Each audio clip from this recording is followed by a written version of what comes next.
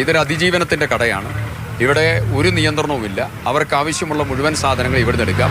മേപ്പാടിയിൽ തുറന്നത് സ്നേഹത്തിൻ്റെയും ചേർത്തുപിടിക്കലിൻ്റെയും കടയാണ്. ദുരന്തബാധിതർക്ക് ഇവിടെ എത്തി ആവശ്യാനുസരണം പുതുവസ്ത്രങ്ങൾ തിരഞ്ഞെടുക്കാം. ആരും തടയില്ല. റീസ്റ്റോറിലേക്ക് വരാൻ മടിയെങ്കിൽ ആവശ്യപ്പെടുന്നിടത്ത് വസ്ത്രങ്ങൾ എത്തിച്ചു നൽകാനും തയ്യാർ.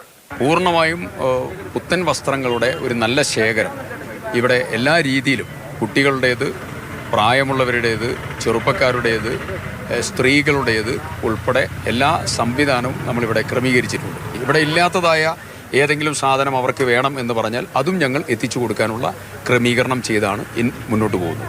MLA കെയറുമായി ചേർന്ന് പ്രവർത്തിക്കുന്ന സന്നദ്ധ സംഘടനകൾ കൂടി ചേർന്നാണ് തുണിത്തരങ്ങൾ എത്തിച്ചത്. ദുരന്തത്തിൽ ജീവൻ പൊലിഞ്ഞവരുടെ അന്ത്യകർമ്മങ്ങൾക്ക് നേതൃത്വം നൽകിയവർ ചേർന്ന് കട ഉദ്ഘാടനം ചെയ്തു.